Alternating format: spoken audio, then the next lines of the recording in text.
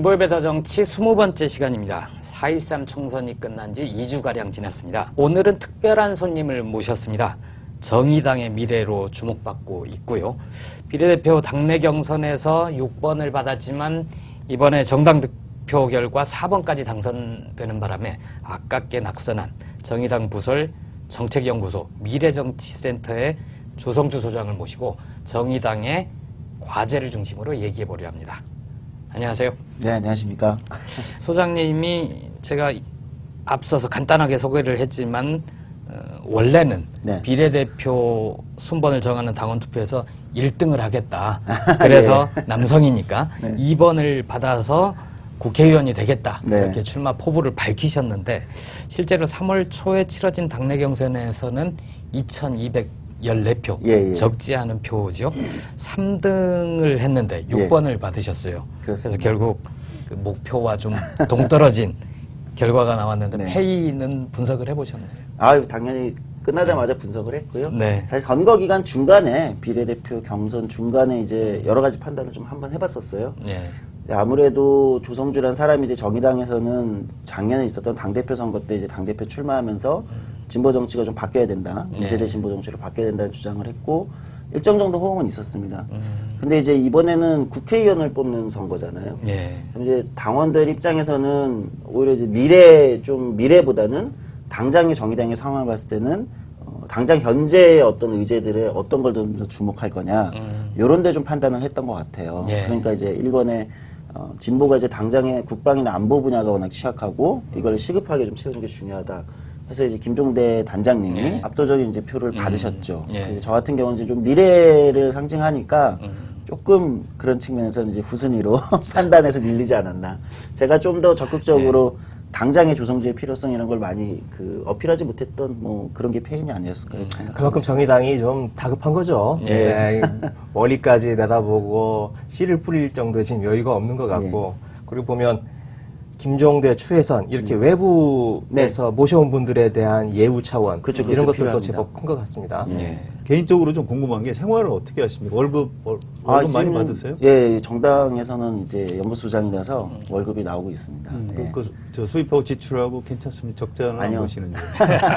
사실은 월급을 그래도 연구소 소장이라 네. 저희 정의당의 형편에 비교하면 좀 괜찮게 받는 편이에요. 당직자들이랑 비교하면. 그런데 이제 제가 작년 당대표 선거나 이번에 비례대표 경선이나 이제 다 선거를 당내 경선을 치르다 보니까 돈이 들어가잖아요. 그렇죠. 그래서 빚도 좀 지고 예. 거기에 이제 들어가는 돈이 많아서 저축이나 이런 건 거의 못하고 예. 그렇게 살고 있습니다. 지금 결혼하셨나요? 아니요, 아직 안 했습니다. 아직 결혼 안 하셨군요. 네. 인천이 고향으로 돼 있던데 인천에서 학교 어디까지 다니셨어요? 초중고를 인천에서 나왔고요. 고등학교까지 나오셨어요? 네, 부모님 아직 인천에 계시고. 그럼 대학은 연세대 학생위원회 활동한 걸로 돼 있던데. 그렇죠. 민주노동당 연세대 학생위원회 활동부터 이제 시작을 정당 했죠. 생활을 굉장히 일찍 하신 편이네요. 예.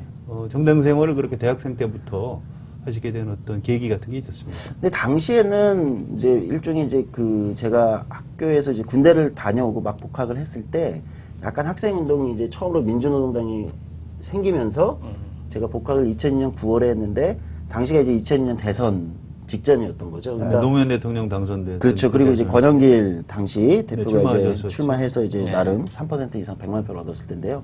그러니까 이제 학생운동에서도 진보정당, 그 당시는 진보정당 운동이라고 표현을 했었어요. 저는 요즘에는 거기에 운동자를 붙이는 게 맞냐, 그냥 정치지. 근데 이제 당시에는 그것도 운동의 일환으로 약간 네. 새로운 운동이다, 약간 이런 개념으로 시작을 했었어요. 학생회는 좀 그렇죠. 쇠퇴하고 네, 진보 정당의 정당. 학생 조직들이 그렇죠. 좀 부각되는 시기였죠. 예, 그래서 이제 제가 딱 복학했을 때 그게 이제 부각되는 시기여서 사실상 그거부터 이제 시작을 했다. 물론 그전에도 뭐 학생 활동도 하긴 했지만 좀 더 제 적극적으로 활동을 한 거는 거기서부터 시작을 했었던 것 같아요. 예. 진보 정치의 어떤 경력으로 하면 굉장히 정치 좀 오래 하신 편이네요. 네, 그래서 제가 다른 방송 토론회 같은데 이제 얼마 전에 뭐 선거 기간에 이제 비례대표니까 토론회를 제가 자주 나가는데 예. 거기서 뭐 정치 신인들에게 듣는다 뭐 이런 걸 하잖아요. 그럼 신인이 저는 아니죠. 신인이 아닌가 이렇게 어떤 얘기를. 저는 그래도- 젊지만 신인은 네, 아니다. 젊지만 신인은 그렇죠. 아닙니다. 적어도 2002년부터 시작을 하셨으니까. 그렇죠. 네. 저기 정상적인 것 같아요. 제가 알고 있기로는 선진국에서 예. 젊은 시절부터 이렇게 당원을 하는 분들이 많이 있고 특히 유럽이 그렇다고 합니다. 예.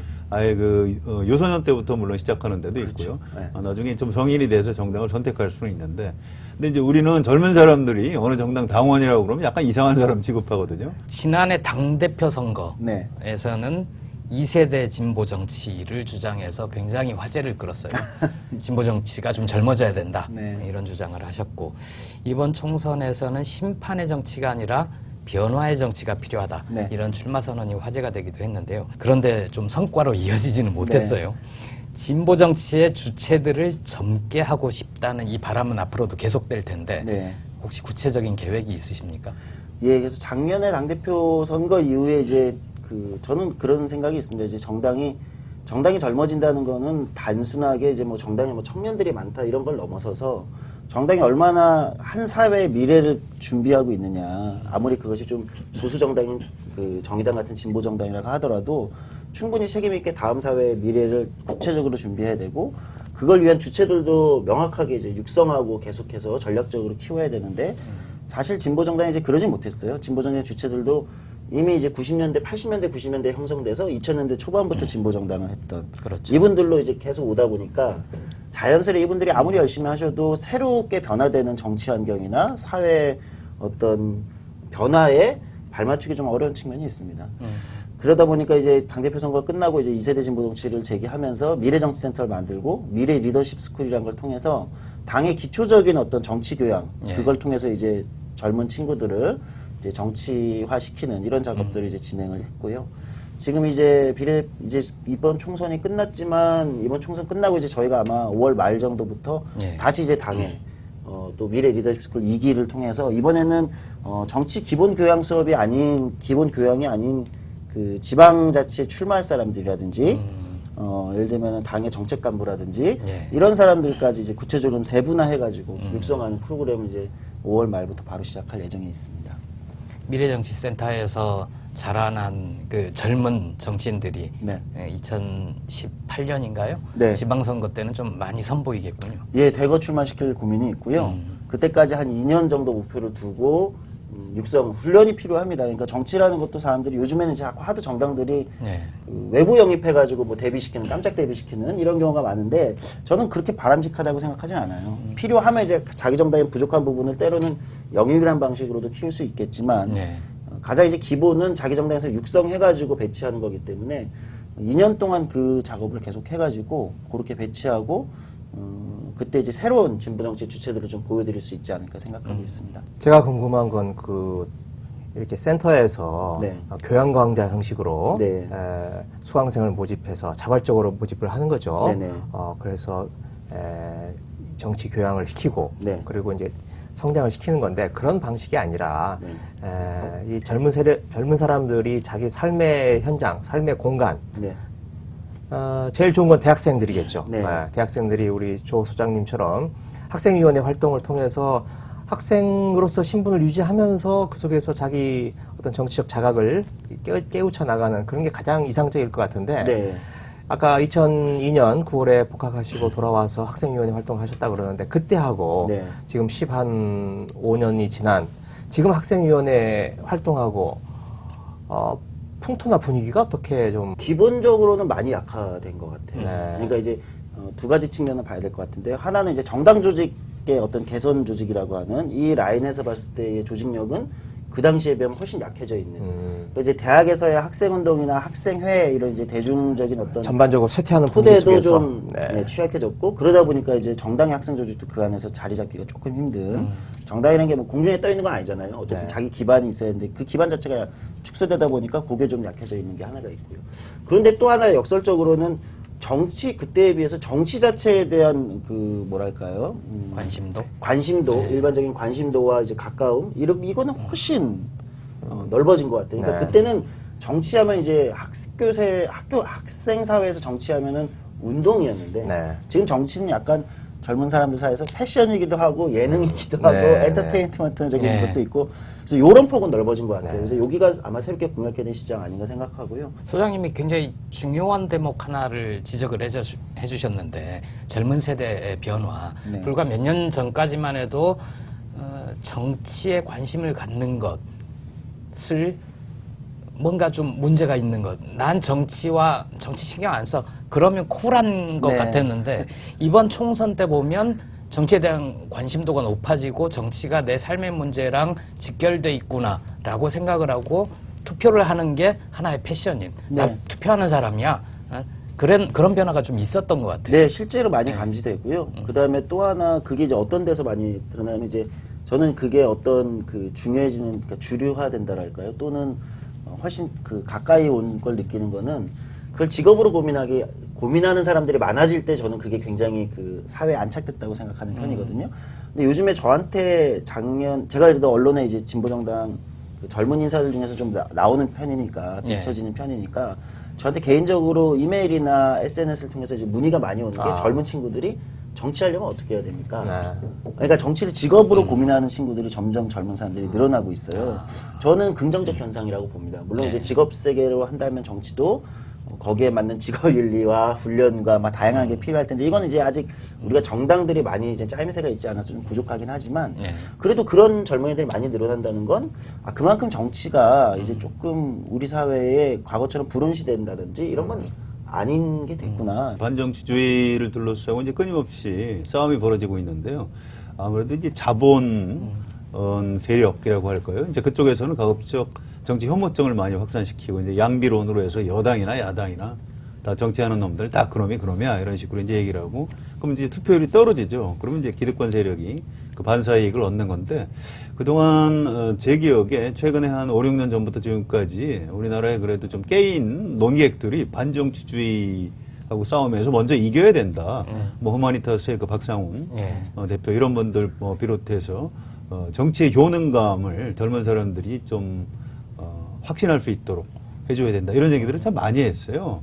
그런 그 축적된 효과가 이제 조금씩 좀 나타나는 것 같아서 좀 반가운 그런 저희 상황이에요. 웹방송이나 아니면 팟캐스트도 젊은 분들이 많이 들으면서 좀 일정한 기여를 했던 것 같아요. 그렇죠. 세상을 뭔가 바로 잡으려면 정치에 관심을 가져야 되고 투표를 해야 되는구나. 이번 이제 드디어 경험한 거죠. 뭔가 바뀌네. 네. 야, 저 절대로 무너질 것 같지 않던 여당이 무너지네. 이제 이런 경험들을 한 거죠. 소중한 체험인 것 같습니다. 자연스럽게 총선 얘기로 좀 넘어가 볼게요.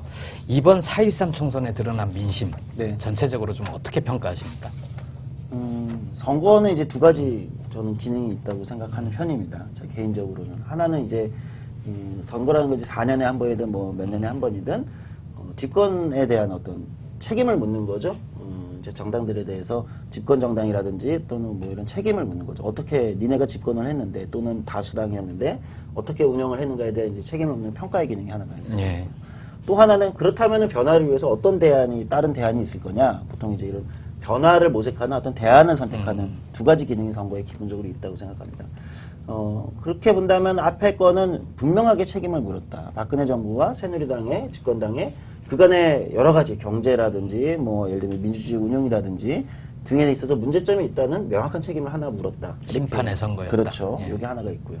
두 번째는 그러면 이제 그렇게 되면 이제 대안은 뭐냐라고 했을 때 그 대안으로서 이제 기존의 제1야당도 어느 정도는 대안으로 선택을 해주고 120석이 넘게 가져갔으니까. 네. 그러나 어쨌든 가장 강력하게 지금 표출된 거는 국민의당이 정당 지지율에서도 굉장히 높은 지지율을 올렸다는 것은 국민의당이 기존의 야당들이 명확하게 대안을 아니어서 새로운 좀 대안을 모색해야 되는 거 아니냐라는 민심이 또 한쪽으로 굉장히 강력하게 표출되었다.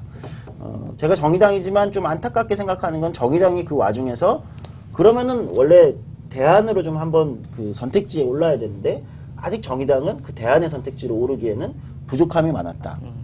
그래서 진보정당은 갈 길이 아직 굉장히 과제가 많구나. 정의당의 이제 정책연구소 소장님께서 이 정치 판세 전체를 어떻게 보느냐 굉장히 중요할 것 같아요. 자, 새누리당이 이번에 이제 갑자기 무너졌는데 네.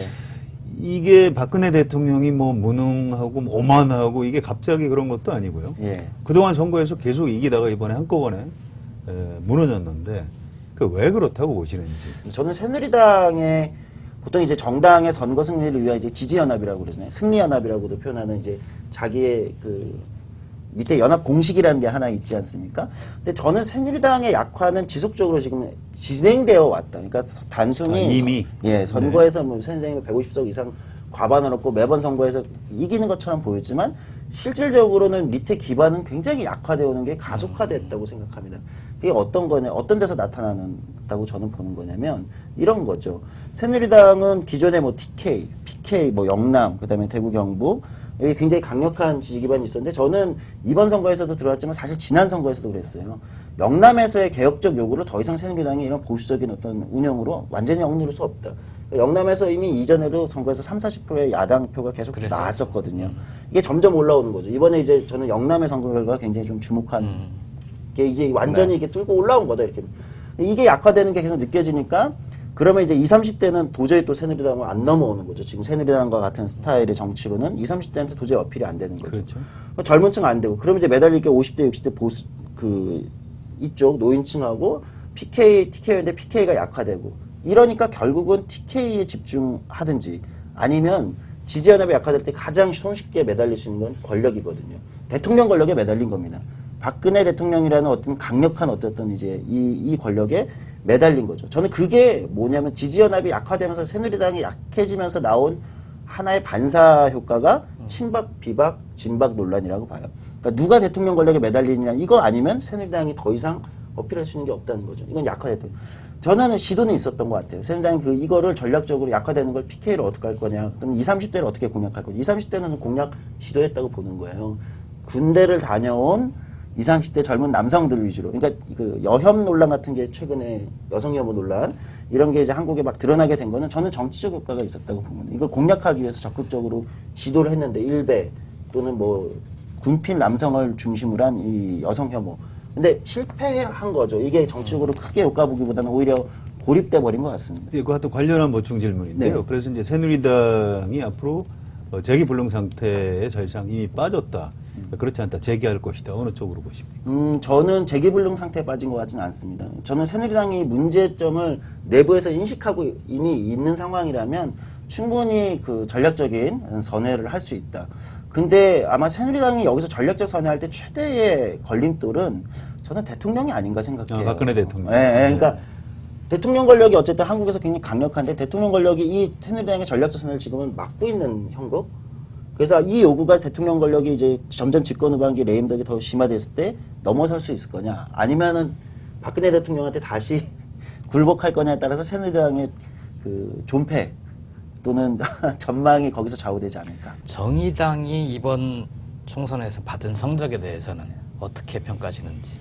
뭐 당내에서 사실은 지금 이제 정의당이 선거 끝나고 좀 조용해요. 예. 그 이유는 정의당이 이제 이번 선거에 대한 평가를 이제 어떻게 할 거냐가 사실 종합적으로 정리되어 있지 않은 상황입니다. 당에서 이제 그 약간 충격적으로 받아들이는 것도 있습니다. 그건 정당 득표, 그러니까 7.2%를 받은 거에 대해서는 저는 실력대로 받은 거다. 그러니까 선거라는 게 이제 자기 실력 플러스 이제 알파가 원래 있는 건데 선거를 얼마나 당을 못 받았죠. 네. 알파는 전혀 없이 네. 그냥 정의당이 지금 갖고 있는 정의당 실력 딱 7%다. 이런 거 같고요. 근데 지역에 출마한 후보들의 성적이 너무 안 좋습니다. 그러니까 뭐 당선은 아니어도 최소한 이제 여러 번 도전했고 꽤 그 지역에서는 진보 정치를 오래 했던 분들인데도 전반적으로 성적표가 굉장히 낮아요. 이게 굉장히 중요한 문제거든요. 그만큼 정의당이 지역에서 노회찬, 심상정 두 분만 외에는 한 당선됐고 50여 분 출마하셨죠? 그렇죠. 근데 네. 나머지 분들의 성적표가 네. 너무 득표율이 낮습니다. 지역에 전혀 뿌리 내리지 못한 조직이라는 거예요. 그러니까 이거를 어떻게 평가하고 그럼 개선할 거냐가 굉장히 심각한 과제로 있기 때문에 네. 그 정의당은 이번 선거를 통해서는 뭐 몇 가지 과제를 도출해야 될 것 같은데 정당 지지율 관련돼서는 정당 관련돼서는 아직은 대안의 선택지로 인정받고 있지 못하다. 그것은 정의당이라는 진보 정당이 구체적으로 외곽선이 뚜렷하지 않은 겁니다. 그러니까 국민의당은 이제 제3정당을 하겠다, 양당을 깨겠다라고 굉장히 강력하게 나올 때 정의당도 원래 진보정당도 그 얘기를 계속 해왔잖아요. 그랬죠. 양당 정치를 깨겠다는 얘기를 정의당 예. 같은 진보정당이 해왔던 건데 그럼 똑같이 두 선택지 중에 선택해달라 이렇게 해야 되는데 여기서 안 되는 거죠. 그만큼의 강력한 외곽선이 없는 거예요. 저쪽에 마이크가 훨씬 컸던 거 그렇죠. 아니에요? 그리고 그럼 더불어민주당과의 정의당과의 차이는 뭐냐 이렇게 질문할 때 사실은 명확한 선이 지금 흐릿해져 있는 게 네. 현실입니다. 그렇기 때문에 정의당이 당의 외곽선을 좀 명료하게 하는 작업이 하나 과제에 있을 것 같고요. 그 다음에 지역 후보들 결과를 봤을 때는 지역에 훨씬 뿌리 내리기 위해서 필요한 당적 어떤 역량을 지역에 많이 투여할 필요가 있지 않느냐. 이런 것들이 좀 과제로 있을 것 같고요. 그 부분 관련해서 제가 사실은 조성주 소장님 오늘 출연한다고 하니까 네. 저희가 야당 기자들한테 좀 물어봤어요. 어떤 질문을 했으면 좋겠느냐 했더니 그런 얘기를 하더라고요. 이제 지역선거 관련해서 정의당에서 더불어민주당하고 이제 선거 연대를 하자 이제 이런 제안을 하고 했는데 네. 결과적으로 보면 뭐 김종인 대표도 뭐 별 관심이 없고 네. 안철수 대표도 선거연대 할 생각이 이제 없었고요. 그렇게 해서 두 정당은 뭐 각각 성공을 한 것 같은데 선거 연대를 안 한 피해를 정의당이 좀 가장 많이 본 측면이 있는 것 아닌가. 자, 그런데 문제는 이게 이제 앞으로 다음 지방선거, 대통령 선거 또 총선을 앞두고 정의당이 그럼 이런 식의 그 선거 연대 모델을 계속 가지고 갈 것이냐, 아니면 이건 좀 문제가 있다, 잘못됐으니까 폐기하고 뭐 어떤 자생력을 키우는 쪽으로 좀 전략적인 선회를 할 것이냐, 이런 선택의 문제가 좀 있을 것 같아요. 네. 그 부분 어떻게 보십니까? 지금 이제 그 선택, 그 평가와 그 선택을 어떻게 할 거냐를 두고 이제 당내에서 아마 심도 있는 논의와 논쟁과 토론이 이제 사실은 내부에선 진행되고 있고 앞으로도 이제 상당 기간 진행될 것 같습니다. 이것은 단순히 선거를 대응하는 걸 넘어서 이제 진보 정당의 정치 전략과도 아주 긴밀한 연관이겠죠. 왜냐면 이미 다당 체제가 돼버린 거잖아요. 그렇죠. 현실적으로. 네. 그럼 다당 구조에서 그러니까 다야 구조라는 곳에서 과연 진보 정당 어떻게 새롭게 정치 전략을 짤 수 있을 거냐, 이런 거하고 연결되어 있는데요. 저는 뭐 이렇게 평가하고 있습니다. 그러니까 정치는 연대와 연합이 기본이죠. 연대와 연합은 정치의 저는 본령인 것 같습니다. 그런데 그 전에 뭐가 있냐면 나는 누구인가, 우리는 누구인가가 명확한 다음에 연대 연합을 해야 되는데, 정의당은 아직 정당으로서 파티 메이킹, 그러니까 정당 만들기가 완성되어 있는 정당이 아니거든요. 그러니까 정체성, 국민들에게 보이는 어떤 그 유력한 정치 주자들, 그 다음에 당의 색깔, 이런 것들이 아직 명료하지 않아요. 이제 창당한 지 3년. 지역에서도 마찬가지죠. 그게 안 돼 있는 상황에서 이번에 야권연대에 약간 그 마치 초기, 선거 초기에 올인하는 듯한 모습은 마치 그 유권자나 국민한테 어떻게 비춰지면, 그러니까 더불어민주당 옆에 있는 정당이란 얘기냐, 라고 비춰진다는 거죠. 그러면은 정의당은 새로운 선택지로 선택받기가 굉장히 힘들거든요. 예. 그래서 이번에는 저는 오히려 초기에는, 저는 이게 좀 선거 전략상 초기에는 오히려 정의당의 색깔과 정체성을 좀 선명하게 하는, 이렇게 가고, 필요한 지역에 따라서 후반기에 야권연대, 그럼 지역에 따라서 이렇게 전환했어야 되는 게 맞지 않나. 근데 수순을 잘못 뒀다. 그러니까 바둑으로 따지자면 포석에서 실패한 거를 마지막에 끝내기 위해서 뒤집을 수가 없거든요. 예. 근데 전혀 다른 또 평가도 나오고 있는 거 아니겠습니까? 당내에서. 그렇죠. 예. 그래서 또 이거에서 또 다른 평가도 네, 있는 거예요. 제가 어느 정도 여론인지 모르겠으나 당내 당원들 사이에서 예를 들면 지금 노왕래 위원장이 이야기했던 당대당 통합, 완전히 다른 발상을 지금 제안을 했는데, 그렇죠. 선거 끝나자마자 제안하셨습니다. 네, 그래서 뭐 좀 시끄러웠던 걸로 알고 있습니다. 그런 논의는, 네. 그런 목소리는 이 당내에서 어느 정도 크기가 있나요? 다수의 목소리는 아니에요. 네. 제가 아주 솔직하게 그냥 말씀드리면은, 뭐 당내 얘기를 뭐 이렇게 공개적으로 하는 게 좀 부담스럽긴 하지만, 그래도 뭐 솔직하게 말씀드리면 그런 이야기가 다수의 목소리는 아닙니다. 네, 이제 그러겠죠. 일부의 목소리시고, 보통 이제 정의당 내 이제 뭐 저희도 이제 계열을 분류하잖아요. 왜냐면 참여당 출신의 참여계라고 하는 분들 중에서도 다수는 아니고 이제 그 중에서도 일부의 목소리입니다. 그러나 그것도 엄연하게 존재하는 당내의 한 목소리라는 거죠. 그거 역시 이제 같이 테이블에 놓고 저희가 또 논쟁하고 이견을 다루는 뭐 이런 과정이 있지 않을까 싶습니다.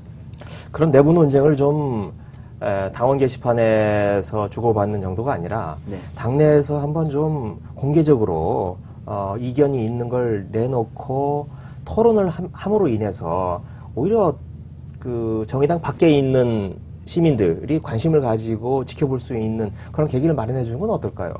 저는 그런 게 필요하다고 생각하는 네. 편입니다. 그런데 아무래도 이제 정의당이 그런 게 좀 있어요. 트라우마랄까요? 그러니까 그동안의 진보 정당 보시면 옛날 통합진보당 문제 내부 때, 갈등, 네. 민주노동당 시절도 네. 마찬가지고, 그러니까 내부의 이견을 잘 다루지 못함으로 인해서 이제 계속 분열해왔던 과거의 트라우마가 굉장히 강력하게 있는 정당이 또 정의당입니다. 네. 그 와중에 만들어진 정당이니까요. 그러니까 내부의 의견을 공개적으로 이렇게 드러내는 거에 대해서 지난 창당 후 3년간 조금 굉장히 조심스러워하는 분위기가 있어요. 그럴 수밖에 없겠네요. 네, 그 트라우마 같은 거죠. 그런데 이제는 조금 말씀하신 대로 이제는 좀 선거도 이제 전국 선거도 한 2번 치른 거죠. 지방선거와 총선.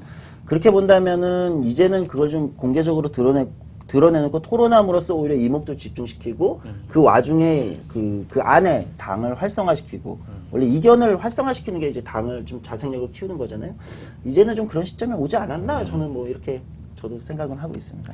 당내 분파 얘기가 나왔으니까 네. 쪽 하나만 더 여쭤보면 민중연합당이 이제 예전에 통합진보당 그때 당이 분당되면서 해산도, 네. 해산 명령 받은 과 가까운 쪽 분들이 이제 네. 민중연합당을 만들었는데 예전에 민주노동동 시절에 이제 울산연합은 거기에 합류를 하지 않았죠. 그리고 네. 이번에 울산 북구 동구 두 군데에서 무소속으로 2분 당선이 되셨는데 그분들과의 어떤 연대 또는 그분들의 입당 그 세력과의 네네. 연합 이런 건 지금 어떻게 논의가 되고 있습니까? 저는 논의되는 바는 없습니다. 아, 그 관련돼서는 저희 정의당은 좀 명확한 입장이 있어요. 네. 과거의 통합진보당이나 이 시절에 대한 평가가 좀 냉혹하게 있는 것은 민주주의가 더 중요하다. 근데 이제 여전히 이제 민주주의, 당내 민주주의나 또는 시민들을 대하는 이 민주주의 문제에 있어서 좀 이견이 큰 것 같다. 이게 있고요. 네. 근데 어쨌든 뭐 민중연합당은 이제 별도의 당이니까 저희가 뭐 왈가왈부할 대상은 아닐 것 같고 저희랑 뭐 통합이나 이런 건 없을 거고 정의당은 정의당의 길을 가는 거고 그다음에 이제 무소속으로 뭐 울산에 당선되신 분들 역시 이제 거기서 노동자 문제나 이런 것들이 굉장히 중요하기 때문에 또 그만큼의 지지를 받으신 거 아니겠습니까?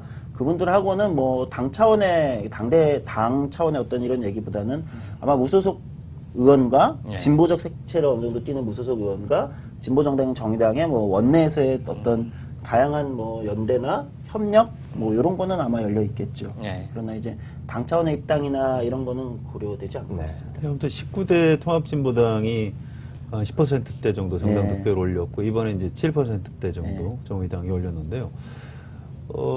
그러면 뭐 쉽게 생각해서 한 3%포인트 정도의 지지자들은 어디로 이제 가버렸다는 얘기인데, 물론 일부는 이제 국민의당으로 갔을 수도 있겠습니다만, 이제 뭐 어떤 정파적인 문제를 얘기하는 게 아니고요. 어떤 그 진보 정치 안에서도 같이 할 수 있는 세력이 과연 어디까지냐. 옛날에 그 사람들이 좋아했던 민주노동당 네. 지지자들은 다 지금 어디 갔느냐. 이런 얘기들을 하거든요. 저는 7%에서 시작해야 된다고 생각해요. 7%에서. 거기가 바닥이다? 예, 거기부터 출발해야 예, 된다? 여기서부터 시작해야 된다. 근데 여기서 시작할 때 과거의 민주노동당에 대한 향수는 이제 지우자. 그러니까 과거 뭐 조금 더 걸어 모아서 우리 진보였던 사람들, 과거 진보였다고 얘기되는 사람들 모아서 뭐 10% 만들고 이렇게 하는 거는 별로 좋은 전략이 아닌 것 같다는 생각이 있습니다. 그래서 7%에 시작해서 7을 어떻게 예를 들면 더 다야 구도 속에 적극적으로 뛰어들어서 7을 어떻게 다음 선거에서 10으로 만들고 15로 만들고 요거를 가야 되지 않을까. 네, 아까 우리 성한영 기자님이 10%에서 7%, 네. 3%가 잃어버린 거 아니냐라는 취지로 말씀을 하셨는데 저는 개인적으로 그렇지는 않다고 생각을 해요. 네. 그 당시에 10%는 당시에 민주당, 통합민주당이었나요? 네. 통합민주당과 연대도 이루어지고 굉장히 좋은 조건에서 얻을 수 있었던 10%, 특히 호남에서 굉장히 많이 얻지 그렇죠. 않았습니까? 그런데 이번에 국민의당이 나오면서 사실 얻을 수 있는 그 지형이 굉장히 좀 안 좋아졌다라고 네. 생각을 하고 그런 의미에서 10%가 7%로 빠졌다. 그럼 3%를 잃었다라기보다는 어떻게 보면 당시 4년 전의 것을 정의당이 거의 그대로 지금 복원을 네, 저는, 했다라고 그렇게 보고 저는 있습니다. 개인적으로 그런 생각이 좀 드는데 호남에서 정의당 성적표는 어떻습니까? 안 좋아요. 왜 안 좋아졌죠? 그러니까 호남에서는 다른 선택지가 명확하게 있는 거죠. 국민의당이라는 국민의당 기존- 때문에 손해를 그렇죠. 봤다. 국민의당이 등장하고 나서부터 국민의당이 이제 안철수 대표가 이제 분당하고 딱 나왔을 때부터 호남에서 지지율이 저희가 가지던 지지율이 거의 3분의 1 수준으로 3분의 1까지 생각했습니다. 떨어졌네요. 예. 그게 이제 굉장히 강했죠. 정책과 관련해서 여론조사를 해보면 정책에서도 굉장히 진보 성향이 다른 지역에 비해서 강하고 네. 그동안 진보 정당이 꽤 괜찮은 성적들을 거뒀었고 그런데도 이번에 정의당이 그쪽에서 성적이 신통치 않은 거는 앞으로 다야구도 안에서 야당들 간의 경쟁이 치열해지면 정의당의 설 곳이 점점 줄어든다. 이렇게 볼 수도 있지 않을까요? 저는 솔직히 말씀드리면 우리가 아무리 정의당이 이제 진보적 내용이 있고 국내당의 진보적인 색채가 이제 약하고 뭐 민주당과 새누리당 사이에 어떤 그 이념적 스펙트럼에 존재한다고 이야기하더라도 국내당이 그 정당 체제라는 구조에서 양당 체제를 뚫고 나온 건 굉장히 강력한 힘을 보여줬다고 생각해요. 근데 이제 이 정치라는 것은 이제 정당 체제라는 형식도 있지만은 또 내용도 있는 거 아니겠습니까? 근데 국내당이 그럼 어떤 내용으로 이제는 이제 내용으로 정치를 해야 되는 상황인 건데 구조는 만들어졌으니까 예. 뭐 어떤 내용으로 할 거냐에 있어서는 저는 좀 지금 아직도 모호한 상황이다. 그렇게 본다면 정의당은 어쨌든 진보적인 어떤 내용으로 여기서 조금 더 승부를 볼 수 있는 게 남아 있는 거 아니냐 예. 이렇게 보고요. 거기서 좀 역할을 많이 해야 되지 않을까. 정치 현실하고 어떤 그 정치를 하는 분들의 머릿속에 들어있는 이상적인 모델하고 차이가 많이 나는데 그중에 이제 유권자들의 의식은 아직도 뭐라 그럴까 인물 중심이거든요. 네. 저 당의 대표가 누구야? 아 저건 박근혜 정당이야. 저기 뭐 민주노동당 옛날 권영길 정당 아니었어? 네. 정의당 저기 심장정이야 노회찬이야 그냥 이런 정도를 생각하는 거고 이제 슬픈 현실이죠. 네. 아마 지금 중요한 과제가 이제 정의당이 매력적으로 또는 보이려면 이게 좀 신뢰되는 얘기일 수가 있는데 심상정 대표와 노회찬 이제 이번에 당선인 전 대표님. 네. 그러니까 이제 국민들한테는 이미 익숙한 분들이에요. 그렇죠. 굉장히 익숙한 분들. 어떻게 보면 기성 정치인들 중에 좀 좋은 사람 또는 진보적인 사람 이런 거지. 새로운 정치인으로 보이지는 않는 거죠. 이미 이런 시대가 온 겁니다. 시간이 그렇게 흐른 거고. 근데 진보에서 그러면 그 두 분 외에 새로운 그럼 이제 매력적으로 더 다르게 비춰질 수 있는 이런 사람들을 전략적으로는 적극적으로 발굴하거나 또는 출연했느냐. 그렇진 않은 상황인 겁니다. 그러다 보니까 그래 저 당은 이게 인물 중심이 맞거든요. 사람들이 보기에. 저 당은 저 두 사람으로 대표되니까 여전히 과거에 그 얘기 하던 그 당 이렇게밖에 안 비춰진다는 거죠. 그런 측면에서 제가 이제 당대표 선거에 나왔을 때 그것이 이제 당내에서도 좀 신선한 충격이었던 게 그런 게 있는 거고요. 당내에 뭐 이번에 이제 진보 통합을 저희가 하면서 이제 강상구 전 진보신당 부대표 이런 분들 이제 정의당에 지금 계시고 이런 분들이나 김종철 전 부대표 그 다음에 이번에 이제 비례 후보 당선되신 분들 중에서 이제 1번 이정미 지금 부대표 예. 이런 분들은 뭐 이정미 부대표는 나이 연세는 좀 있으시지만 연세라고 하기에는 네, 좀 그렇죠. 예. 연세라고 하기엔 젊으시군요. 네. 네, 이런 분들이 이제 당에 좀 간판으로 나설 때가 되지 않았나 이렇게 보고 아마 정의당이 내부에서 지금 그런 그 흐름이 좀 있어요. 예. 그 아마 저 같은 사람도 작년 당대표 선거에 도전할 정도니까 당내에서 이제 많은 분들이 자극을 받으신 것 같아요. 저는 이제 30대 후반인데 예. 40대 중반 분들이 초중반 분들이 이제 우리 30대도 도전하는데 40대들도 적극적으로 좀 도전해야 되는 거 아니야 이런 게 분위기가 생겨서 잘못하면 아마 같이 쓸려가 버릴 수도 있잖아요. 그렇죠. 그래서 긴장을 하시는 것 같아요. 예. 그래서 아마 다음 정의당 당직 선거 내년 초 또는 중순에 있을 당직 선거가 아마 좀 정의당 진보 정치 내에 완전 새로운 사람들이 대거 진출하는 세대 교체가 한번 이루어지겠군요. 그렇죠. 그 시기가 아마 저희 정의당의 진보 정치의 새로운 얼굴들이 대거 진출하는 시기가 되지 않을까 생각합니다. 조정주 소장님이 보시기에 정의당이 교섭단체를 다음 총선에서 획득할 수 있다고 보시는지 아니면 여전히 쉽지 않다고 보시는지 궁금하네요. 뭐 이건 좀 냉정한 얘기일 수 있는데요. 뭐 당에서 또 뭐라 할 수도 있는데 저는 쉽지 않다고 봅니다. 어렵다. 다음 총선은. 네. 근데 정의당이 다음 지방선거를 잘 치를 수 있다고 생각해요. 지방선거는 네, 왜 18년 지방선거를- 그렇습니까? 왜 지방선거는 잘 치를 수 있고 왜 총선은 아직도 쉽지 않다고 보시는지. 그러니까 총선은 이제 현재 선거제도가 그 특별한 변화가 있지 않는 한 소선거구 제도에서 그 지역에서 그 지역구 후보로 어떤 돌파해야 되는 건데 그렇죠. 이 구조가 이제 아직 정의당에 그렇게 그 강력한 경쟁력 있는 후보들, 총선 후보들을 만들어낼 만한 역량은 아직 좀 부족한 거죠. 근데 지방선거로 가면은 구의원, 시의원에서는 충분히 경쟁력 있는 그렇죠. 후보들이 많은 거예요. 예. 교섭단체라는 게 20석 아닙니까? 그렇습니다. 그러니까 다음 총선까지 20석을 만든다는 것은 아마 지방선거에서 상당히 그 선전하고 굉장한 비상한 노력이 있지 않는 한 현재로서는 조금 어렵다. 그러나 저는 다음 총선까지 지나고 나면 변화라는 것은 저는 급격한 변화나 이런 건 별로 가능하지도 않고 그건 또 바람직하지도 않다고 생각하는 편입니다. 그래서 다음 총선까지 치르고 나면 지방선거와 총선까지 치르고 나면 저는 충분히 그 다음에는 훨씬 큰 가능성이 열린다라고 생각하고 있습니다. 그래서 저는 조금 길게 보는 편인데요. 당내에서 이제 저는 나이가 좀 젊은 편이어서 길게 보는데 좀 부담이 없는데 근데 나이 많으신 분들은 예, 분들은 좀 이렇게 길게 보면 기회가 없어지죠. 예, 그런 거에 대한 좀 체감대의 차이가 있는 것 다음 같아요. 총선에서 교섭단체 구성할 수 있는 비법을 알려드릴게요. 네. 교섭단체 의석수를 10석으로 그렇죠. 낮추고 네. 그리고 10석 이상을 확보하시면 됩니다. 아, 맞습니다. 왜냐면 대부분 선진국에서는 그 교섭단체 제도라는 게 있어도 뭐 네. 한석, 뭐는 뭐 3%, 5% 뭐 네. 이렇게 굉장히 그 진입장벽이 낮은데 우리나라가 좀 유난히 높긴 하죠. 그런데 내년 대선에서 정의당이 큰 힘을 쓰진 못하겠지만 중요한 변수로 작용을 하면서 대선판을 어느 방향으로 끌어갈 수 있지 않겠습니까? 그래서 그런 의미에서 연합정부를 구성하는데 일정 정도 역할을 한다든지 하면 그런 걸 통해서 뭔가 비약과 점프가 가능하지 않겠어요? 아, 예. 네. 그거는 충분히 저는 가능성 있는 얘기라고 생각합니다. 그러니까 특히 그 한국의 진보 정치는 연립정부나 연합정부를 통한 예를 들면은 그 어떤 경험 이게 없잖아요. 네. 그러니까 그거는 또 새로운 그 가능성의 공간이 아마 열릴 거라고 봅니다.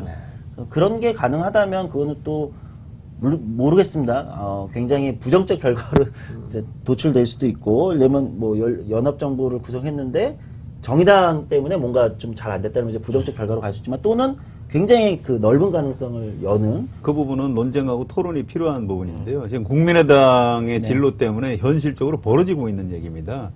97년 DJP 연립정부 경험이 있으니까 국민의당이 더불어민주당하고 같이 지분을 가지고 연립정부를 구성해서 집권하자 이런 사람들이 있고요. 아니 같은 원리로 새누리당하고 연립정부를 구성 못할 이유가 어디 있느냐. 네. 거기서 지분을 확실히 보장받으면 오히려 그 호남 정치 복원 도움이 되는 호남 발전에 도움이 되는 것 아니냐 이런 주장도 있고요. 어떻게든 집권하자. 그렇습니다. 뭐 지분을 갖고 집권하면 되는 거지. 지금 더불어민주당하고 새누리당하고 무슨 차이가 있느냐. 그래서 이 부분은 그렇게 간단치가 않은데요. 또 이제 지금 진보정당의 어떤 정체성도 있고 연립정부를 같이 구성할 수 있는 어떤 대상의 자격이라고 할까요? 그렇죠. 그런 부분도 있을 것 같아요. 네. 그래서 좀 정리가 더 필요할 것 같고요. 연립정부 굉장히 성공적인 모델일 수도 있습니다만 어쨌든 내각 책임제에서 이제 연립정부를 하는 거고요. 현재 우리나라 정부에서 실제로 장관을 했던 분들 얘기를 들으면 장관 뭐 몇 석 가지고 있어봐야 그 장관 힘 가지고 정부 정책을 할 수 있는 게 사실은 별로 많지 않다. 이제 이런 한계 같은 것도 토론을 하더라고요. 마지막 질문 하나 좀 네. 드려볼게요. 지금은 힘이 세지 않으셔요. 네. 근데 조성주 소장님한테 권한과 책임이 주어져 있다면 굉장히 큰 당장 정의당에 무엇을 바꾸고 싶은지.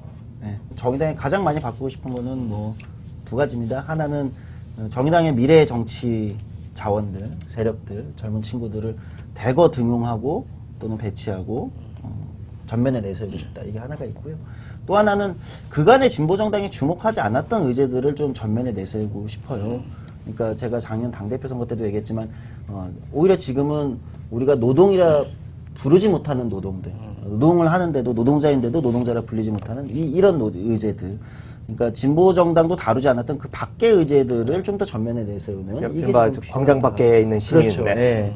그거를 좀 당이 전면에 내세우고 이제 다른 진보 정치 하겠다. 새로운 진보 정치 하겠다라고 보여줘야 되지 않냐. 그러니까 주체를 새롭게 하고 보여주는 의제를 좀 다른 의제로 익숙하지 않은 다른 의제를 전면에 내세우는 그거를 좀 가장 먼저 하고 싶습니다.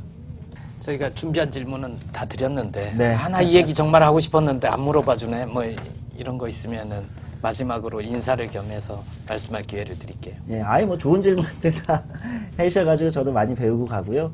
뭐 마지막 인사 드리면은 아마 이제 이번 총선을 통해서 정의당의 부족한 지점들을 많이 보셨을 거라고 생각합니다. 그러나 저는 한편에서는 또 정의당이라는 진보정당이 진보정치가 과거와는 다르게 조금 달라진 측면도 분명히 보여드렸다고 저희는 생각하고 있습니다. 좀 새로운 가능성, 저희가 새롭게 또 길게 변화를 만들 수 있다는 거, 진보정당에 이런 부분에도 많이 주목해 주셨으면 좋겠고요. 저희는 진보정당, 진보정치가 더 커지고 더 유연해지는데 두려움 없이 한길을 가겠습니다. 많이 관심 가져주십시오. 네. 예. 4.13 총선 이후 정의당의 고민과 과제를 중심으로 조성주 미래정치센터 소장님을 모시고 얘기를 들어봤습니다. 도움이 좀 되셨는지 모르겠습니다. 한 가지 더 말씀을 드려야 될 것 같은데 지난해 12월부터 시작한 김보엽의 더 정치 오늘이 마지막 시간입니다. 조만간 재정비를 해서 더 나은 프로그램으로 찾아뵐 것을 약속드리고요. 그동안 여러모로 부족한 프로그램을 아껴주신 시청자 여러분들께 그리고 모질게 비판해주신 분들께도 감사의 인사 드리고 싶습니다. 네, 고맙습니다.